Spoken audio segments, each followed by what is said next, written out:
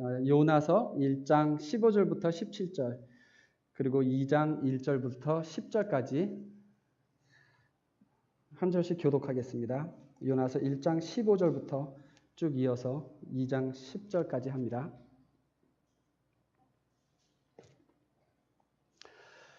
제가 먼저 읽습니다.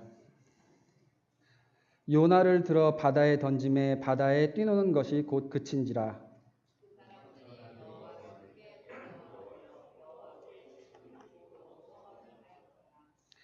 여호와께서 이미 큰 물고기를 예비하사 요나를 삼키게 하셨으므로 요나가 3일 3야를 물고기 배에 있느니라.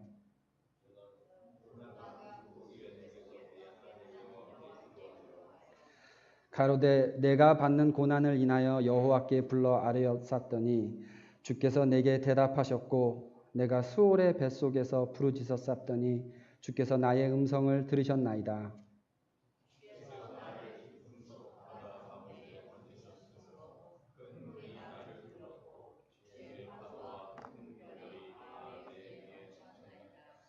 내가 말하기를 내가 주의 목전에서 쫓겨났을지라도 다시 주의 성전을 바라보겠다 하였나이다.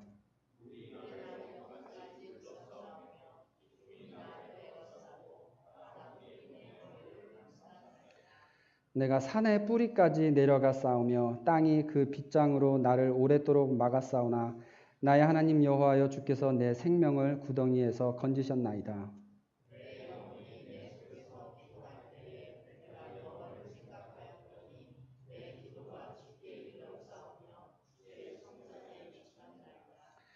무릇 거짓되고 헛된 것을 숭상하는 자는 자기에게 베푸신 은혜를 버렸사오나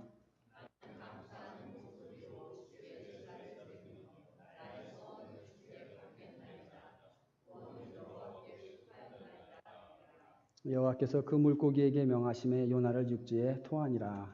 아멘. 네, 잠시 기도하겠습니다.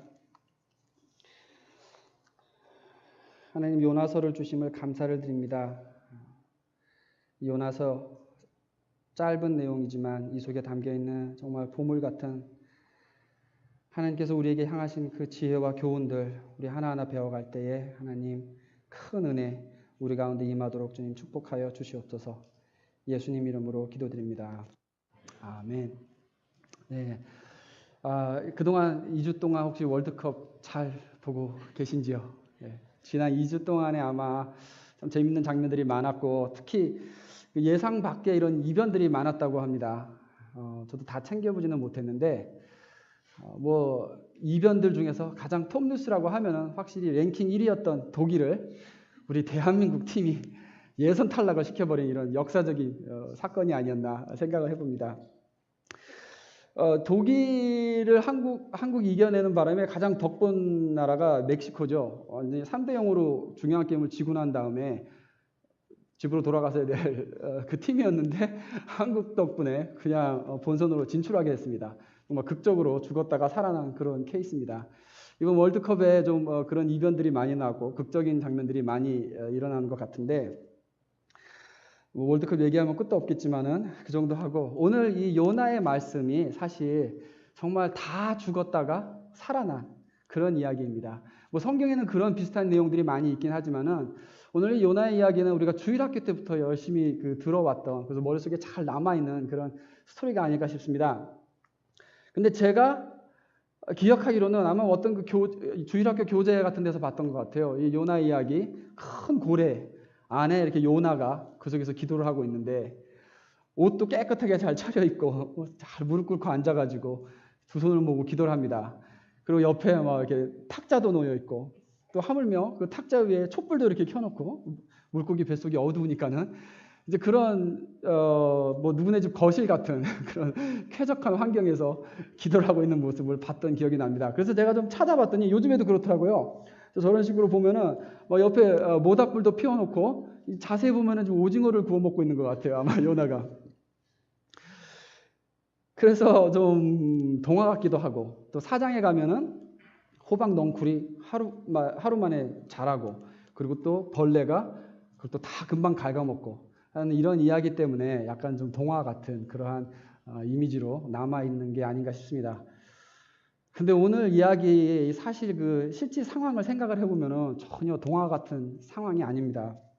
우리 지난 시간 동안에 몇 번 배웠지만은 정말 큰 풍랑을 만나서 죽느냐 사느냐 하는 가운데서 사투를 벌이다가 결국에는 어쩔 수 없어서 선원들이 요나를 바닷속에 집어 던지는 그런 상황입니다.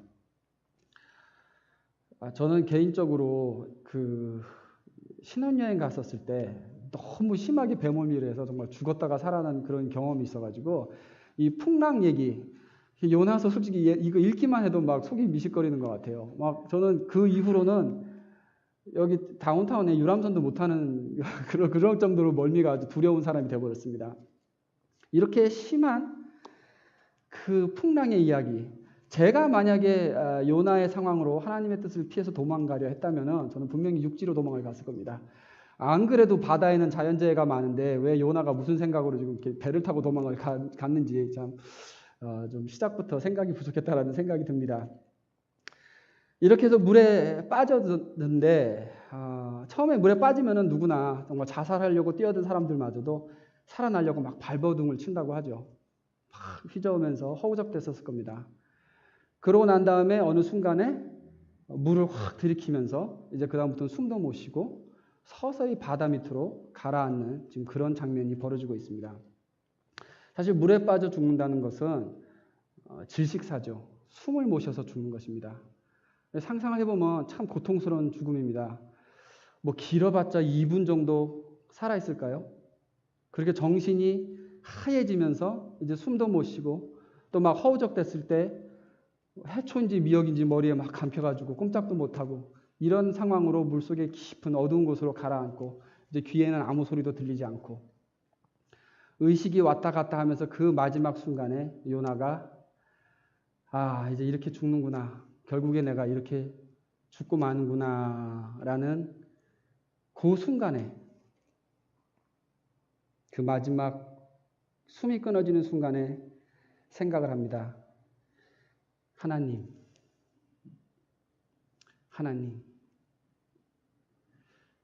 제가 잘못했습니다.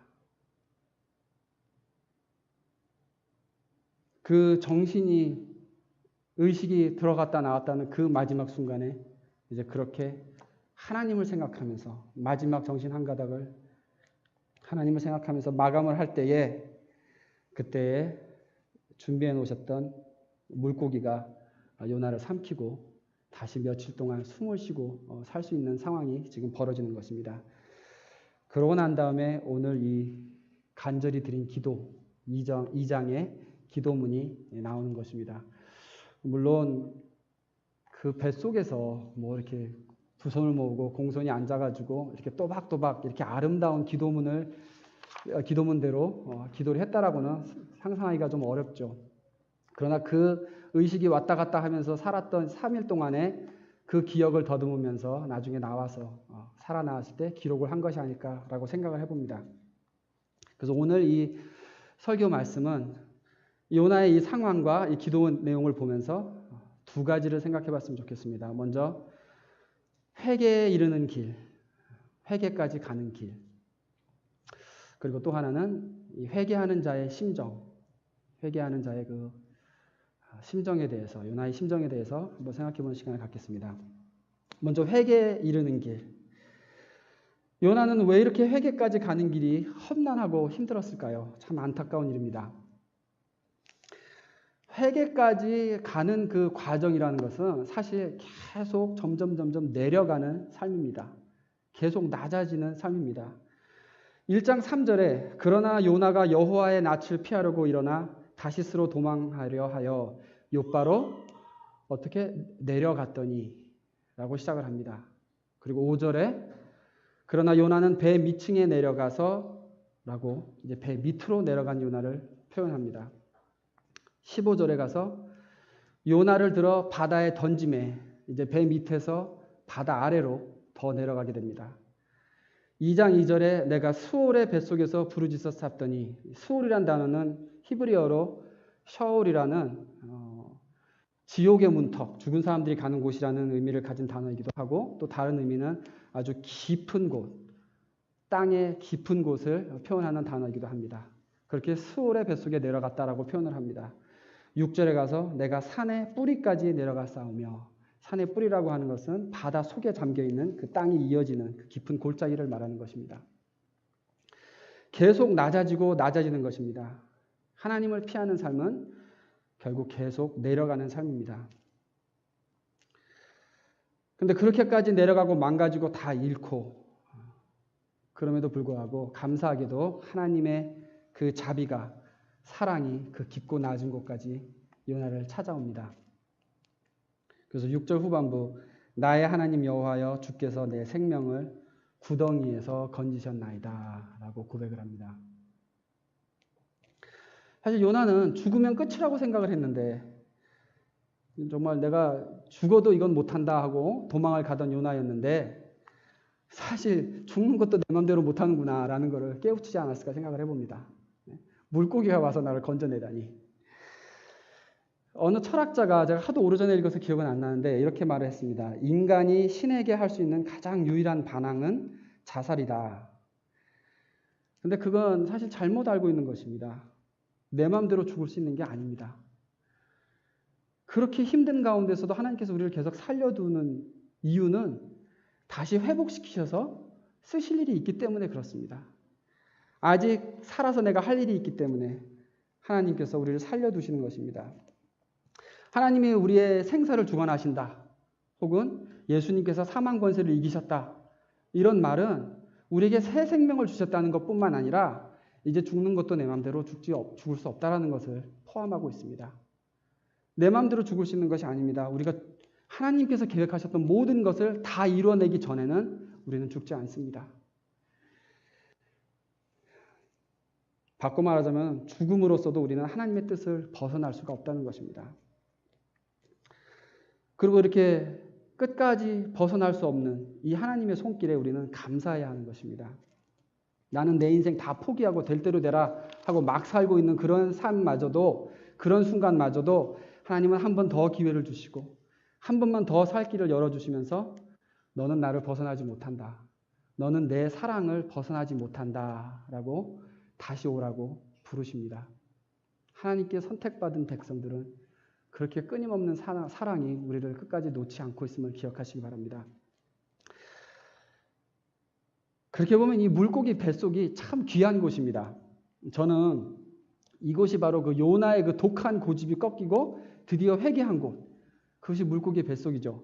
그래서 만약 제가 언젠가 교회 이름을 짓게 될 그런 기회가 생긴다면은 큰 물고기 교회 뭐 이렇게 이름을 짓는 건 어떤가라는 생각을 해봅니다. 요즘에 좀 특이한 교회 이름들이 많죠. 큰 물고기 교회. 이 물고기 입장에서 한번 생각을 해봐도 참 고생을 많이 했어요. 얼마나 배가 아팠을까.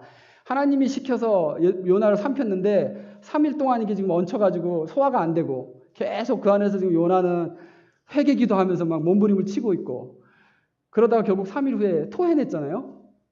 여러분 체해가지고 3일 동안 아무것도 못 먹고 계시다가 뭐 토하고 풀리신 경험이 혹시 있다면 이게 지금 얼마나 물고기도 고생을 했던 것인가 한번 생각을 해보실 수 있습니다.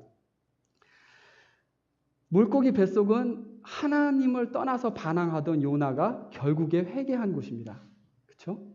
그래서 교회 이름을 물고기 교회라고 짓는다는 것은 그만큼 이렇게 하나님께서 세우신 교회 안에 한 사람이 회개에 이를 때까지 품어줄 수 있는 그런 교회, 그런 의미가 될 것 같아서 참 좋은 이름이 될 거라고 저는 생각을 합니다.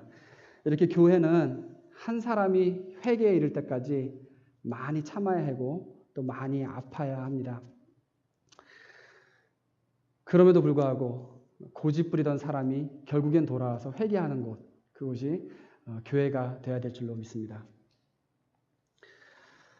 회개까지 가는 길, 참 요나한테는 멀고 험난한 길이었는데, 제가 한 30세쯤 됐었을 때 회개할 게 참 많았던 때입니다. 이제 간증을 많이 들어보신 분들은 꼭 제가 뭐 나쁜 짓 한 거는 항상 이 30세쯤이에요. 그래서 물론 제가 20대에도 참 못된 짓을 많이 하고 마음에 하나님 앞에 불순종한 게 많이 있긴 했지만은 그게 좀 쌓여가지고 30세쯤 됐을 때 이게 다 터져나간 것 같아요. 그래서 정말 문자 그대로 리러럴리 30대에 제가 터진 게 많은데, 제가 예전에 설교에서 맹장 수술했다는 말씀 드렸었죠. 예, 그래서 근데 그 맹장 터진 것뿐만이 아니라 그 이후에 또 있습니다.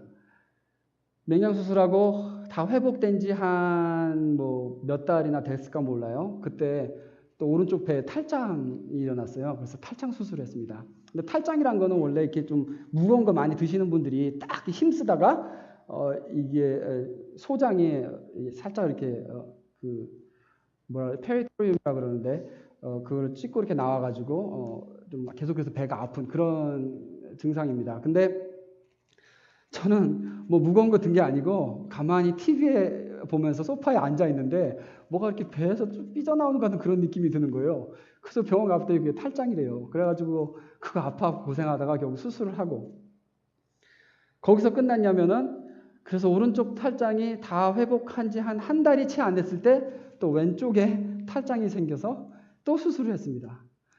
그러니까 제가 그때 지금 생각하면 참 나도 요나였구나라고 생각이 드는 게 2년도 채 안 되는 기간 동안에 배 수술을 3번을 한 거예요.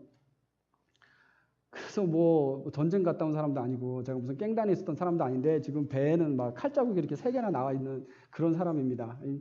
이 부끄러운 그 불순종의 상처, 자욱이죠, 말하자면. 하나님이 이렇게 하라, 하나님의 뜻이 무엇인지라는 걸 알면서도 모른 척하고 피하는 것은 결국 그것이 요나의 불순종입니다. 뭐 거창하게 하나님이 부르신 소명 따라서 어디 가서 복음 전파하라 이런 것까지 아니더라도 다 알면서 그것을 무시하고 있는 것. 이것이 곧 우리 오늘 이 요나의 이야기입니다. 요나서 1장 1절에 여호와의 말씀이 요나에게 임하였더라. 그랬으면 그 다음에 사실 3장 3절로 넘어가서 요나가 여호와의 말씀대로 일어나서 니느웨로 가니라 이렇게 이어졌어야 되는 것인데 사실 모든 선지서들의 내용은 그렇게 흘러가잖아요. 하나님이 말씀하시면 선지자들이 그 말대로 하고 가지 어디 요나는 감히 요나만 지금 이러한 반응을 보이고 있습니다. 근데 안타깝게도 오늘날 우리 청년 크리스천들을 보면은 교회에서 오래 생활하고 신앙도 알 만큼 아시는 분들이 20대, 30대 이야기들을 들어보면은 정말 이렇게 요나와 같은 삶을 살고 있는 이야기들이 너무나 많습니다. 저도 그랬고요. 생각도 많고 이유도 많고 의심도 많고 남들 하는 건 또 다 해보고 싶고 막 이런 것 때문에 그렇게 살다 보니까 정말 젊을 때에 딱 하나님께 붙잡혀서 크게 쓰임받아도 모자랄 나이인데 그때 정말 하나님의 기름 부으심이 나타나고 하나님께 붙잡혀서 크게 성장해야 될 그 나이인데 아직 조금 더 나중에 조금 더 있다가 해볼 거 해보고 모르는 척 하면서 가장 중요한 청춘의 때를 다 낭비하고 보내는 이야기들이 너무나 많습니다. 20대, 30대에 하나님 앞에 붙잡혀서 크게 사역에 동참하고 쓰이는 사람들보다는 다들 양다리 걸치고 지나가고 살다가 어떻게 하나님한테 매맞고 돌아왔나 이런 간증들이 더 흔한 그런 세대가 돼버렸습니다. 하나님 위해서 크게 일할 수 있는 그러한 큰 일꾼으로 세워줄 수 있는 청년의 때를 다 놓치고 있는 안타까운 시대인 것 같습니다. 요나 때나 지금이나 딱 한 가지 원칙. 하나님의 말씀은 들었으면 순종을 하는 것입니다. 하나님의 말씀 내가 아는 만큼 순종하고 살 때에 청년기를 헤매지 않는 그런 가장 중요한 비결이 됩니다. 몰랐던 건 어쩔 수 없지만 알았으면 우리는 순종을 해야 되는 것입니다. 그래서 첫 번째 포인트, 결국 회개에 이르는 길. 그 길은 순종을 배우는 것입니다. 요나처럼 억지로라도 이게 정말 순종밖에 없는 거구나라는 걸 깨닫고 내 고집이 꺾어지는 바로 그곳이 회개의 자리입니다. 여기 지금 다 신앙생활 오래 하신 분들이니까는 제가 솔직하게 얘기를 합니다. 우리가 이렇게 오래 신앙생활 한 사람들은 문제가 뭐냐면은 죄인지 몰라서 회개를 안 하는 게 아니에요. 그렇죠? 뭐가 죄인지 몰라서 어느 날 이게 잘못한 거였네 하고 깨달아서 우리가 회개를 합니까? 그렇지 않습니다. 이렇게 오래 신앙생활 한 사람들은 언제 회개를 하냐면은 이제는 순종하는 수밖에 없구나. 순종밖에 길이 아니구나라는 걸 그거를 깨닫는 순간에 결국 그제서야 회개를 하게 됩니다. 맞죠?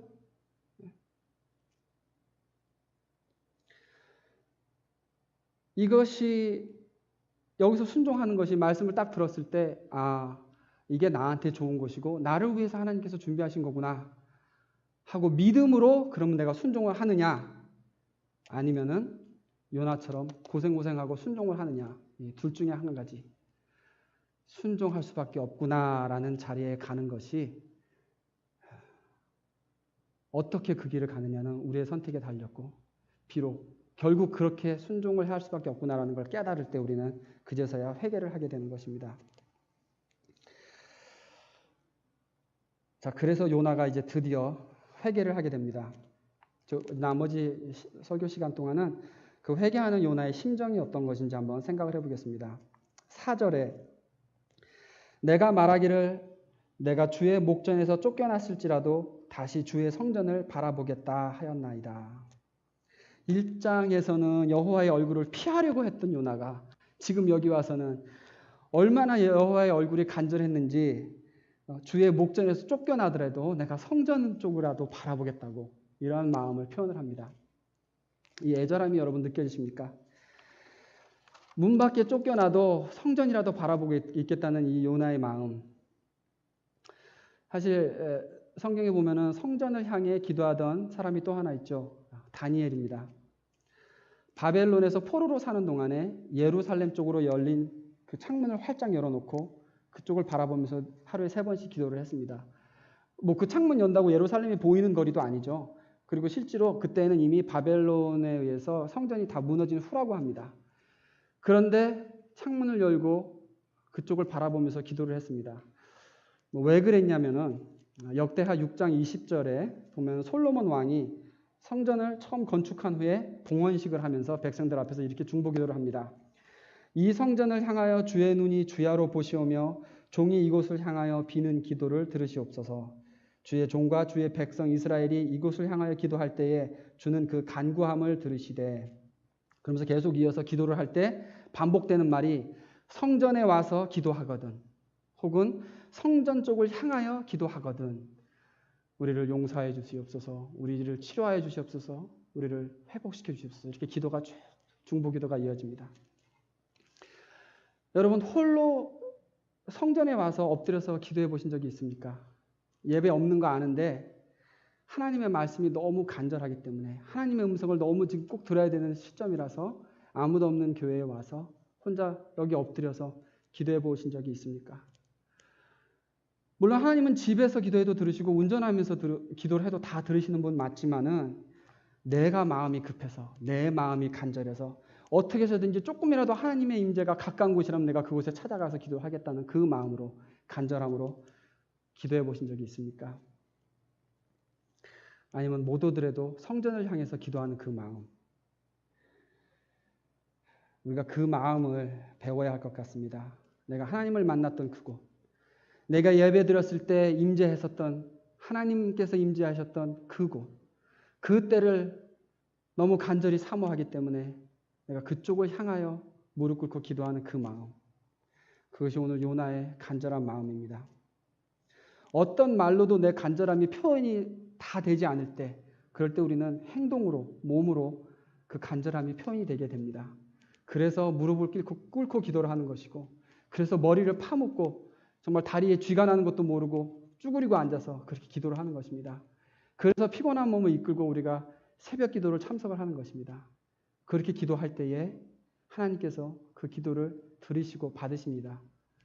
왜냐하면 그 행동 속에는 내 마음이 담겨져 있기 때문에 말로도 표현하기 부족한 그 나의 간절함이 그 행동에 담겨져 있기 때문에 하나님께서 기쁘게 받으시는 것입니다. 때로는 편하게 소파에 앉아가지고 우리가 기도할 수도 있지만은 이렇게 요나처럼 다니엘처럼 간절하게 엎드려서 하나님 앞에 기도하는 이 훈련이 우리는 꼭 필요한 것입니다.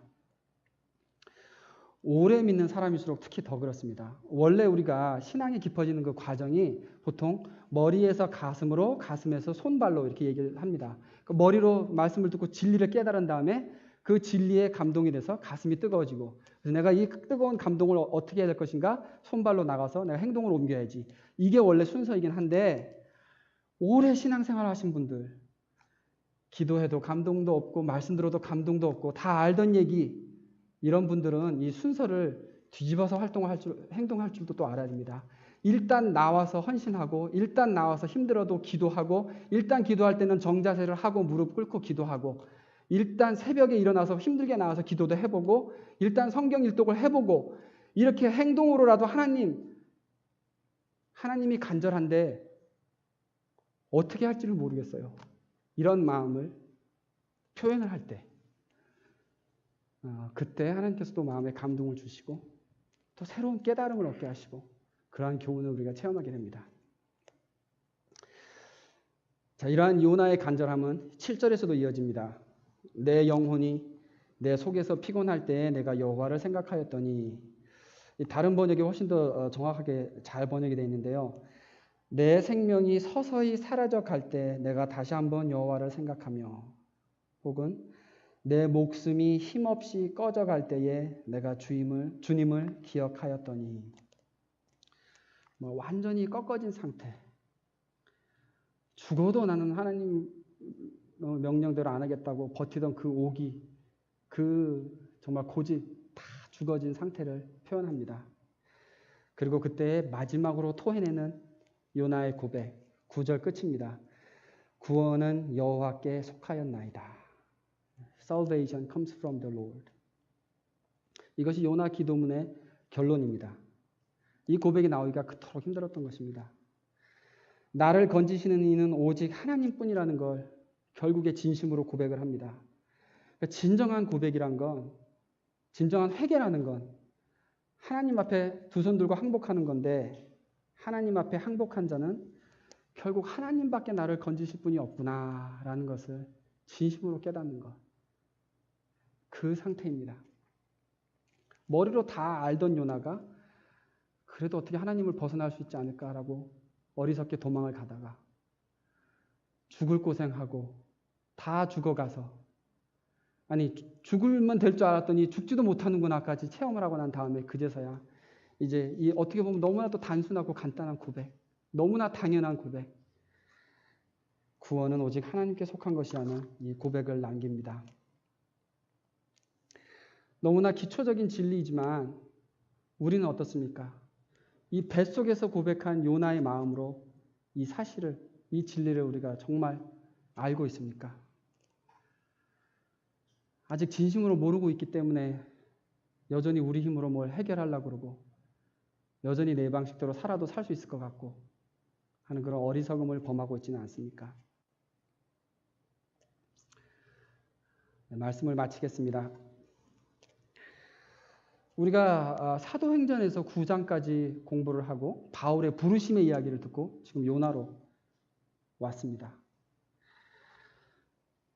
바울의 같은 경우는 부르심을 받고 난 다음에 9장에서 바로 그 다음에 이어서 거의 초인적인 인생을 살기 시작을 합니다. 거의가 아니라 정말 초인적인 인생 맞죠? 성령의 능력으로 계속해서 살아가니까. 그렇다면 우리도 성령의 힘을 입어서 살면은 바울처럼 그렇게 살 수가 있는데 왜 우리는 그렇게 안 될까요? 우리와 바울의 차이는 바로 이 요나서의 이야기입니다.